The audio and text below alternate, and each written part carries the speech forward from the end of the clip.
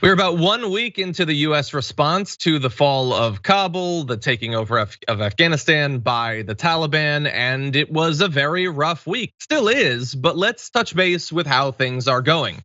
The military says it's evacuated 28,000 people since August 14th from the chaotic Afghan capital in the week since the Taliban seized control. So starting off with very few people on a daily basis, they have clearly ramped that up. And President Biden said just yesterday that his administration might extend his August 31st deadline for removing all American troops from Afghanistan. And he pledged that all evacuated Afghan allies will be given a home in the United States after they are screened and vetted at bases in other countries. So look, that's fine. I continue to hate the focus on the Afghan allies, because that, I know what that means. That's, hey, so like there's a lot of people that need help. How are we gonna draw that circle? Is it gonna be broad or is it gonna be very narrow? And everything from Joe Biden has convinced me that it is gonna be drawn quite narrowly indeed. And in the end, how much higher do we think that number is gonna go? They've got 28,000 so far. Do we think it's gonna hit 50? Is it gonna hit 100,000? I don't think if Joe Biden has much to say about it, but things have obviously been developing. Francesca, what do you think so far? There's a lot to talk about. I know we're gonna get into it, but I mean, just out the gate, a lot of civilian organizations are demanding and asking for international solidarity. And the things that people can do around the world is to, yes, say that your country should accept refugees from Afghanistan. And I know that they are trying to get people out, and I think this is really good. But yeah, you're exactly right that there's a vetting process, etc. And there's a cruel twist here for who gets asylum and who doesn't, and that is who supported a 20-year occupation of their own country that resulted in massive amounts of deaths and massive amounts of displacement, people losing their livelihoods, weddings, gatherings being drone striked from the air by Americans and their allies. So what are we really talking about when it means, hey, anyone who helped the US occupation gets a free ride? That's quite cruel, right? Mm-hmm. And so I think that it is incumbent upon all of us also to look, the reality is whether you like the Taliban or not, it is important that Afghanistan succeed as a nation, that it can be a place that people can live in relative safety. So how can the Taliban actually, create that? I don't know. Yeah. I don't know. Yeah, and when you say that it has to function as a state, what is their idea of the obligations of a state to its people? What are its core functions and all that? They want to imply that they've changed, but again, we'll see. So yeah, look, they've tasked some civilian airlines with helping to get people out, which is certainly helping with those numbers.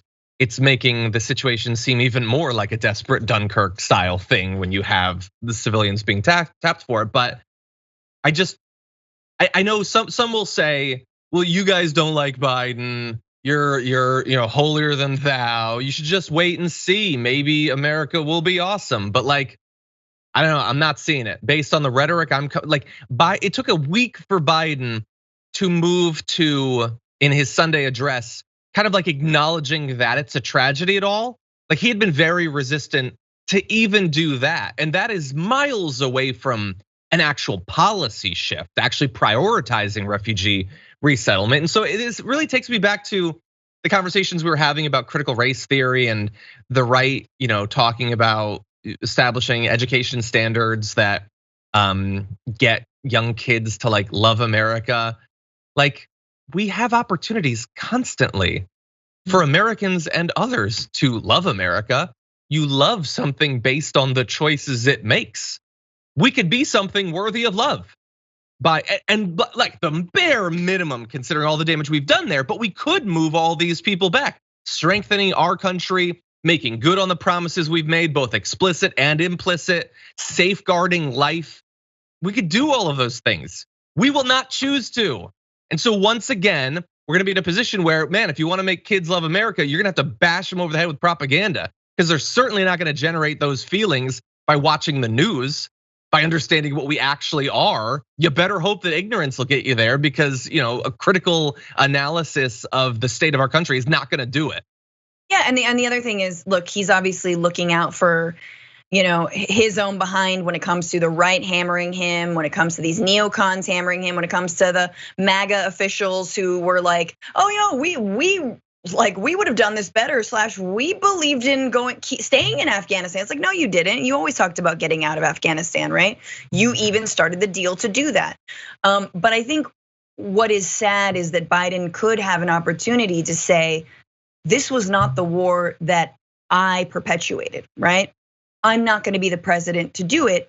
Instead, I'm gonna be the president to accept and welcome the people who were on the short end of this war, the people who lost everything because of this war, the people who helped us. Again, I find that problematic, but he could sort of rise above that and say it, rather than like, well, if they're not, if they pose no threat, I guess they could come over anyway. They gotta fight for themselves, so.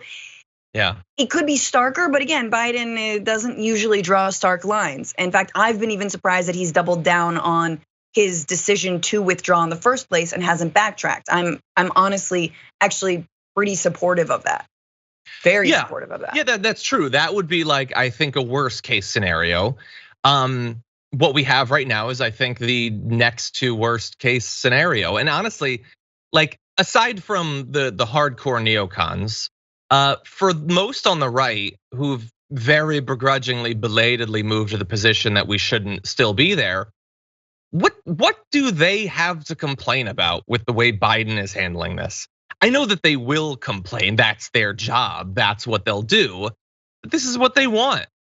He's not really expressing that much empathy for the people of Afghanistan. He's almost certainly gonna keep the numbers as low as possible. This is almost the best case scenario for them. It's hardly like, well, it's indistinguishable from AOC and Ilhan Omar being joint presidents. They will pretend that that's the case, but it could not be a bigger divide. Anyway, Biden is saying that we might extend that deadline, the August 31st deadline, where all of our troops in Afghanistan will be gone. The issue is that it is now no longer just up to him, because Dr. Suhail Shaheen, a spokesperson for the Taliban, said it's a red line. President Biden announced that on 31st August, they would withdraw all their military forces. So if they extend it, that means they are extending occupation while there is no need for that. If the US or UK were to seek additional time to continue evacuations, the answer is no, or there would be consequences. It will create mistrust between us. If they are intent on continuing the occupation, it will provoke a reaction. So we have a little bit more from this representative of the Taliban, but it's not defined there, Francesca, as what that reaction or consequences would be. One can sort of speculate. So what do you think about that? Is this going to influence the calculation of whether we push back that date?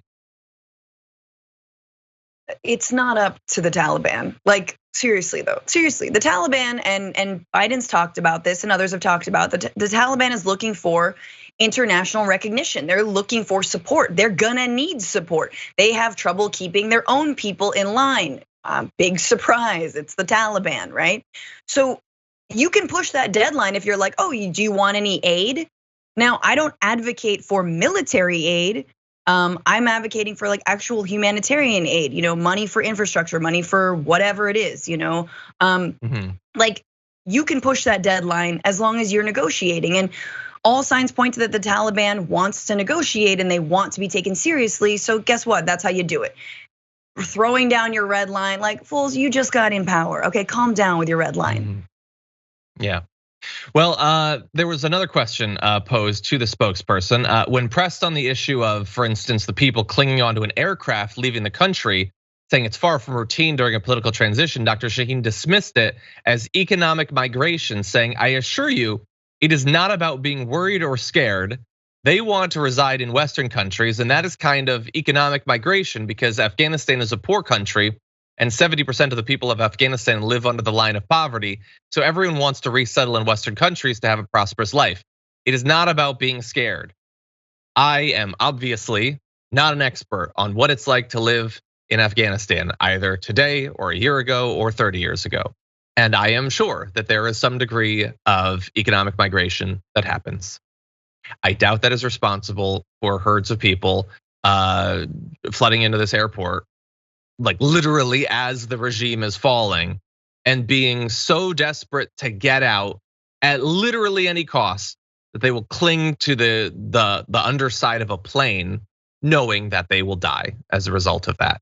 And it's just such a funny argument. Like he sounds like, this is where you realize that, extremists and far right, the far right in every single country are the same. They mirror one another. I mean, that sounds like a GOP talking point. Like, migrants from Central America, they're not scared for their lives. They just want to go to Disneyland. Like, what are you talking about? And when you think about it, it's like, yeah, it is for economic reasons, because guess what? They're being threatened. They're let's say livestock, their money, they're being extorted.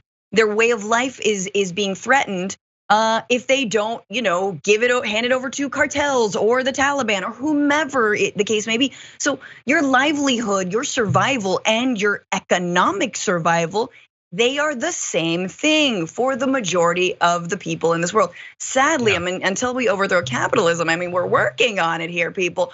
But again, it's just such a funny thing it's such like a cynical and really gross thing to say. Yeah, and it honestly reminds, like, a person from the Taliban should be saying that. I mean, after all, virtually everyone who's paid millions of dollars to opine on politics spent 20 years saying they hate us because of our freedoms. So yeah, we should have a dark mirror to that. Here's an idea. Let's not fill our governments or our media companies with a bunch of people that are effectively sociopaths, that care not at all about the actual motivations that lead to human behavior, don't care about the fates of the people of Afghanistan, honestly don't even really care that much about the fates of most of the people of America. Let's work towards getting those sorts of people out of positions of power and influence.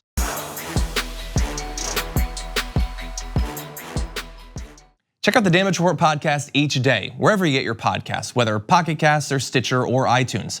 You can join me as I give you the news and stories you want, with a range of co-hosts and interview guests jumping in on the fun each day. Again, that's the Damage Report, wherever you get your podcasts. And if you get them at iTunes, don't forget to rate and review. Sometimes I'll read them live on the show.